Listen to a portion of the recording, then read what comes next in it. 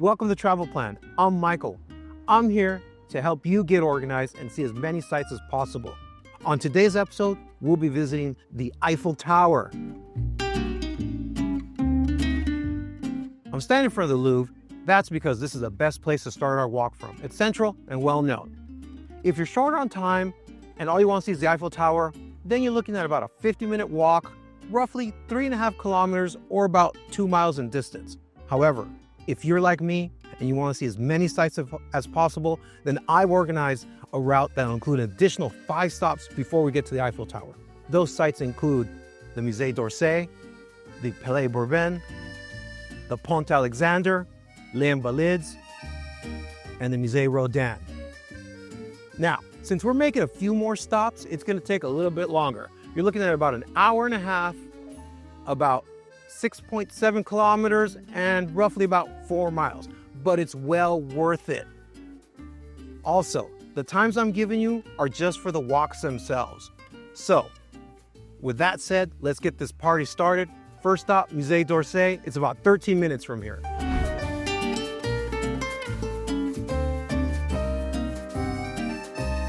As we exit the Louvre, we will cross Quai François Mitterrand.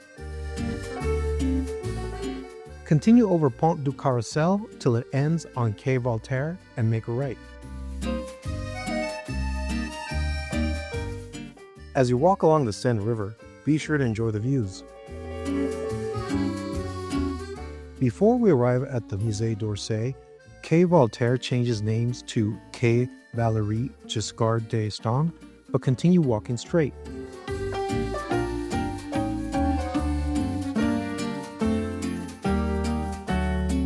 Musée d'Orsay, we made it. This is one of my favorite museums. I love coming here. So, this museum houses the world's largest collection of Impressionist and Post-Impressionist art. It opened in 1986. Before then, this building was a railway station. It was called Gare d'Orsay. That's how it's got its name.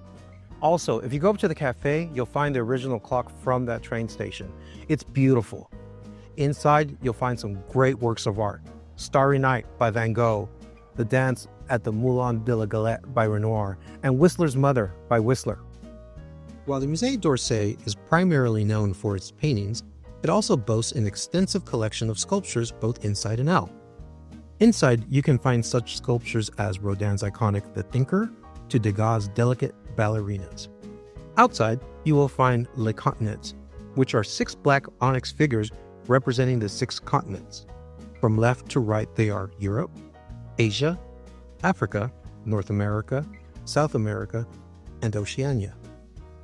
As you explore the museum, be sure to make your way up to the 5th floor where you'll find a cafe and the iconic clock of the d'Orsay. Through the clock face, you will get an unparalleled view of the city of Paris. Visitors can climb the stairs or take the elevator to reach the clock. From here, you will have panoramic views of such landmarks as the Seine River, the Louvre, and the Eiffel Tower. The d'Orsay is open Tuesday to Sunday, 9:30 a.m. to 6 p.m. with last access to the museum at 5 p.m. On Thursdays, the museum is open until 9:45 p.m. and last access is at 9 p.m. The museum is closed every Monday in addition to May 1st and December 25th. Admission is 16 euros online, 14 euros at the museum, and children are 13 euros. I would advise you get your tickets ahead of time as wait times at the museum can be long. I hope you enjoyed the Musée d'Orsay as much as I do. Next stop, Palais Bourbon. It's about 10 minutes from here.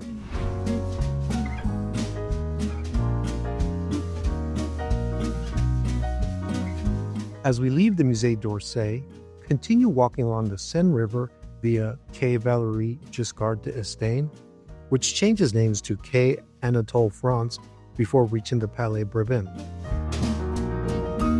So here we are, Palais Bourbon. Now, before you ask, no, they don't serve bourbon, much to my dismay. This was created as a royal residence for the Duchess of Bourbon.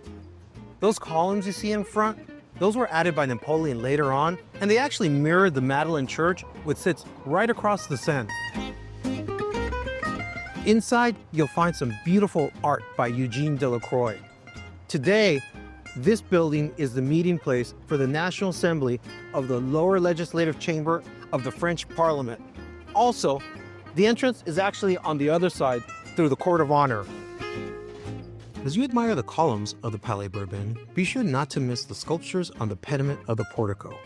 The sculptures feature the French Republic standing in the middle, surrounded by the symbols of the legislative process, strength, and justice. In addition, you will find 4 important statues in front of the Palais Bourbon of French royal ministers. Once inside, be sure to visit the library. The library was built in the style of ancient Roman baths, with pillars supporting 5 cupolas. Its collection of books originally comprised of confiscated items from aristocrats during the French Revolution. Admission is free to the Palais Bourbon. You can make reservations for one of 2 types of visits as early as 6 months in advance. Hour-long tours on art, architecture, and basic French government process are given Monday, Friday, and Saturday. You may also observe sessions of the National Assembly held Tuesday afternoon and all day Wednesday and Thursday beginning at 9:30 a.m.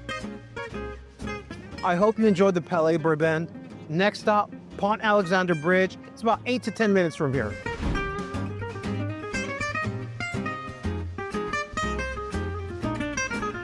As we leave the Palais Bourbon, continue walking along the Seine River via the Quai Anatole France, which changes names to the Quai d'Orsay before reaching the Pont Alexandre. Here we are, Pont Alexandre III. We made it. This is a beautiful Beaux Arts style bridge that was built in 1900. You probably recognize it because it's been in so many commercials and films. James Bond, View to a Kill, A Midnight in Paris, just to name a few. So this bridge was named after Tsar Alexander III of Russia due to his role in establishing the Franco-Russian alliance of 1892. It's a 19th century engineering masterpiece. Its design was constrained due to the fact it couldn't block views of the Champs-Élysées on one side or Invalides on the other. You'll also notice the 4 beautiful statues on top.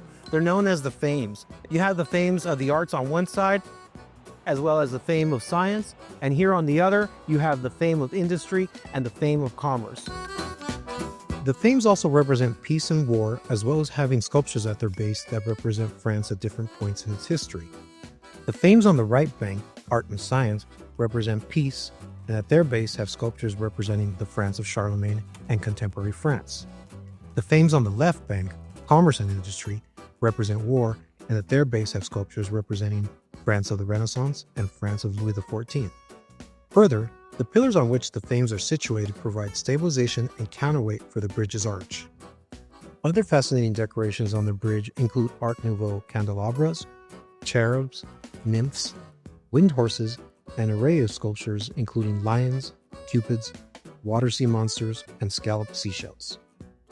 The nymphs are located at the center of the bridge and symbolize the River Seine on the downstream side and the River Neva in Russia on the upstream side. When close to the lamps, be sure to see the coat of arms of Paris. Also, the lamps placed towards the ends of the bridge are much more oversized and they feature cherubs and sea monsters. Pont Alexandre is open 7 days a week, 24 hours a day. I hope you were able to get some great pictures here on the Pont Alexandre III. Next stop, Les Invalides. It's about 20, maybe 25-minute walk from here. If you purchase your tickets online or plan to purchase your tickets on site for only Napoleon's tomb, you should enter via the south entrance. To reach the south entrance from the Pont Alexandre, walk along Avenue de Maréchal Galline. Upon reaching the north entrance of the Invalides, make a left on Rue de Grenelle. Then a right on Boulevard des Invalides, and then another right on Avenue de Tourville. When you arrive at the south entrance, there is a ticket office near Napoleon's tomb.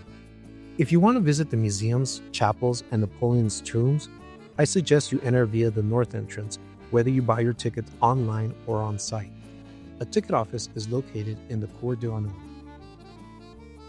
So we haven't reached Les Invalides yet, but it's a complex of buildings containing museums and monuments related to the military history of France. Les Invalides literally means the disabled, and there's still a hospital there and a retirement home for soldiers. Les Invalides was built at the end of the 17th century to serve as the hospital and resting place for wounded and aged soldiers. The construction of the complex was ordered by Louis XIV in 1670. The complex has a grand total of 15 courtyards, including a huge one called Le Cour d'Honneur, which was built to hold military parades. At Le Cour d'Honneur, you will be able to access the Army Museum, which comprises the Old Artillery Museum and the Historical Museum of the Armies that merged in 1905. There are also two important chapels you should visit at Les Invalides: the Cathedral of St. Louis d'Invalides, the Veterans Chapel, and the Dôme d'Invalides, the Royal Chapel. The Royal Chapel is where you will find Napoleon's crypt. The dome of the Royal Chapel is the highest in all of Paris with a total height of 107 meters, 351 feet. That's higher than Notre Dame and Sacré-Cœur. Les Invalides is open Monday to Sunday, 10 a.m. to 6 p.m. and is closed on January 1st, May 1st, and December 25th. Admission is free. However, a $15 Euro admission ticket gets you access to the Dome Church, the Tomb of Napoleon, St. Louis Cathedral, and the Army Museum. I hope you enjoyed Les Invalides. Next stop, Musée Rodin. It's about 5 to 10 minutes from here.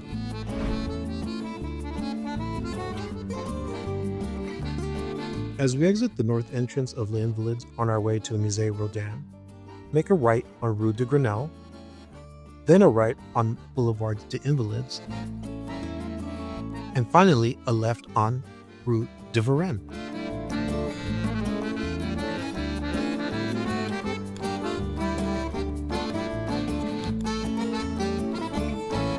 Here we are, the Musée Rodin. We made it.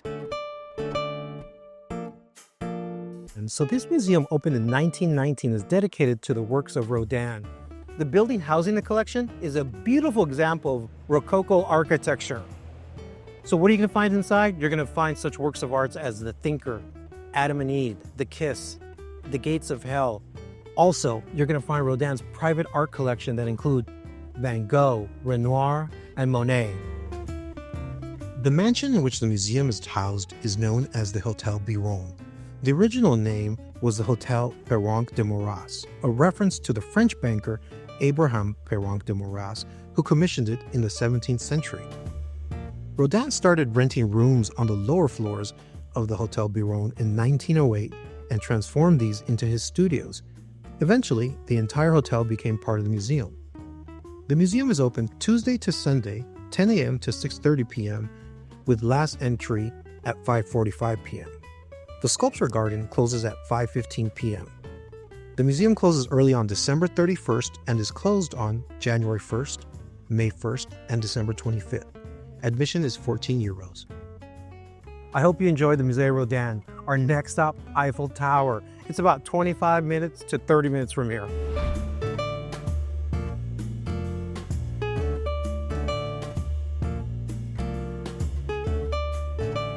As you exit the Musée Rodin, make a left on Rue de Varenne, then a right on Boulevard des Invalides, then a left on Rue de Grenelle.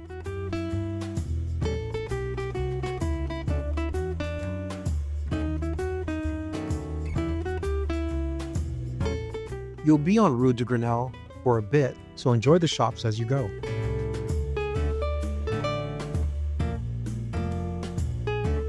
When you reach the Champ de Mars, make a right on All Adrien Lecouvreur. As you're walking along Adrien Lecouvreur, make your way to the center of the Champ de Mars to walk along Avenue Anatole-France towards the Eiffel Tower. So we made it, the Eiffel Tower, the big dog of all attractions. Congratulations. So this was constructed between 1887 and 1889 by Gustave Eiffel.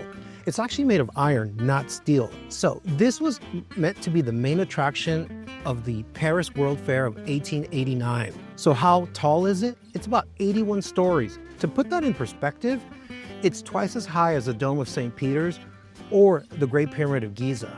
Also, this was supposed to be torn down after 70 years, but they incorporated a radio antenna and a wireless telegraph transmitter, so the city gave it an extra 70-year lease. And it's still here today. If you manage to make it to the top, be sure to stop by the penthouse. So this penthouse, Gustave Eiffel reserved for himself, where he would host guests, such as Thomas Edison. If you ever wondered why the Eiffel Tower is shaped like an A, the answer lies with bridges, railway stations, and viaducts. There were two engineers who worked in Gustave Eiffel's company that specialized in large metallic structures, and they imagined a metal tower for the 1889 World's Fair in Paris. It was only natural that the first sketches made by the two engineers shows a pylon with 4 legs, each made of 4 robust beams linked diagonally to meet at the summit. All these shapes and curves simply recall the biggest bridges and viaducts built by Eiffel around the same time. To protect against the effects of air pollution, bird droppings, rust, and other factors that could tarnish the structure, a group of 50 specially trained painters regularly inspect the Eiffel Tower for corrosion, strip worn sections away, apply several coats of anti-rust primer, and cover the metallic tower in 60 tons of paint every 7 years, all by hand, as it was traditionally done in Eiffel's time. The full process can take anywhere from 18 months to 3 years to complete. Throughout the years, the Eiffel Tower has been home to several businesses, many of which are now gone. These include the French newspaper Le Figaro, which occupied an office on the 2nd floor for 6 months during the 1889 World's Fair. Then on the 1st floor, visitors could once have found a post office, a radio station, and a wooden theater. As you walk around the base of the Eiffel Tower, be sure to look for 72 names engraved there. Previously covered up, they have since been restored to their golden glory. These engravings pay homage to the mathematicians, scholars, and scientists who are attributed with the tower's successful construction. I hope you enjoyed the episode. Please subscribe and like the video, and I'll see you next time.